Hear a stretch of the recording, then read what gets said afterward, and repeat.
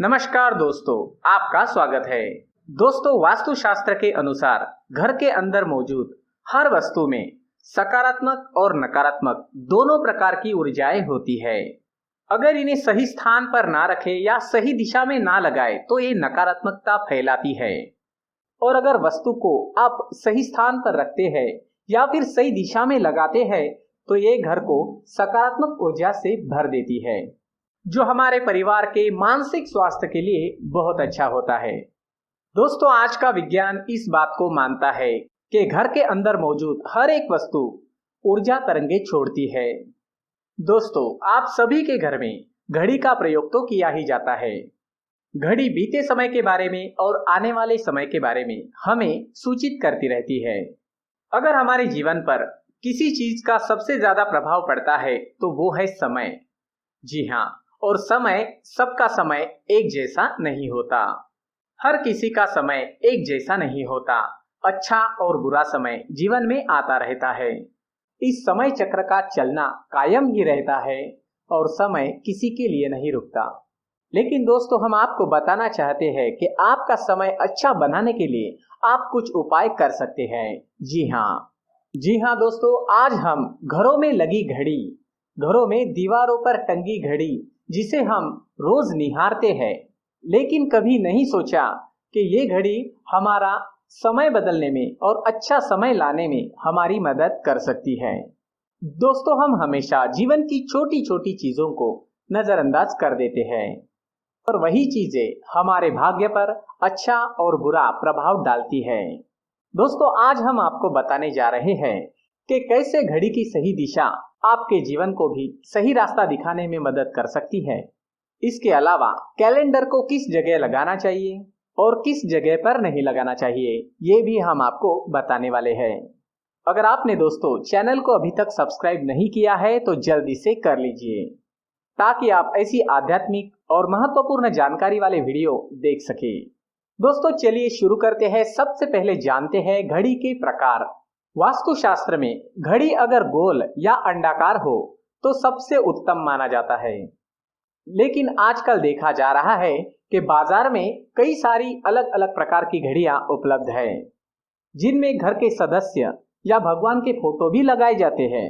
लेकिन दोस्तों, घड़ी के साथ तस्वीरें लगाना बिल्कुल भी सही नहीं है। इससे आपके घर के सदस्य के जीवन पर समय का प्रभाव देखने को मिल सकता है। और भगवान की तस्वीर घड़ी में बिल्कुल ना लगाए, क्योंकि भगवान की तस्वीर को रोज धूप, अगरबत्ती और पूजा की आवश्यकता होती है, और घड़ी तो कई महीनों तक धूल में पड़ी रहती है। इससे भगवान का अपमान होता है और इसे शुभ नहीं माना जाता है।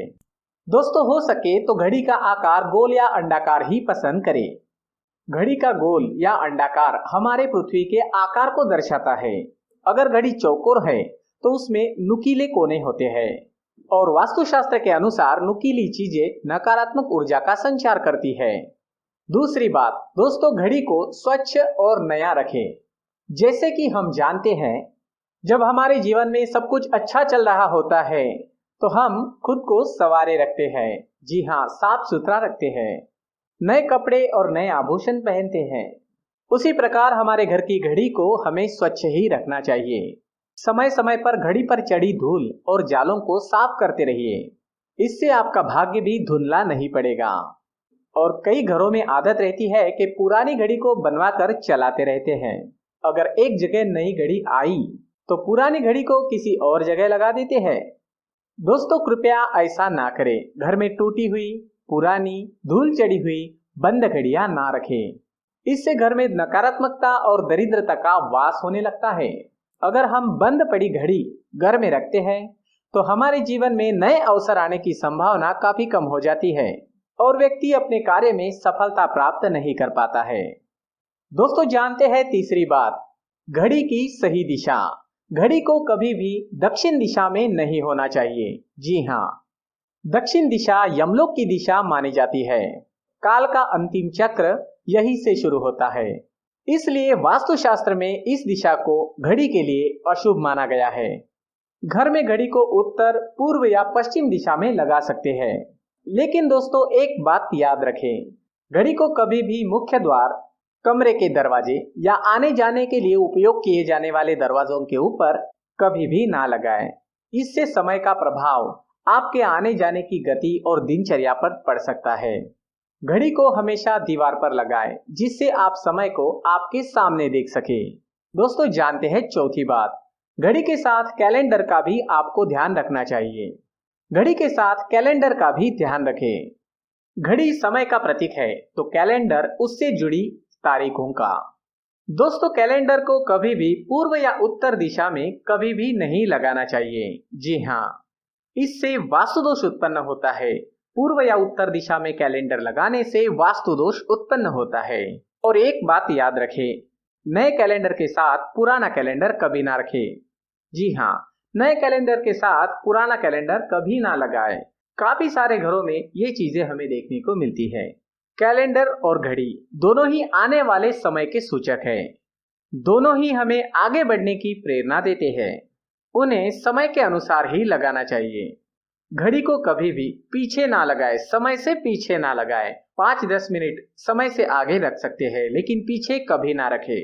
इससे आपको कभी भी उस समय का कालचक्र का दुष्परिणाम प्राप्त नहीं होगा।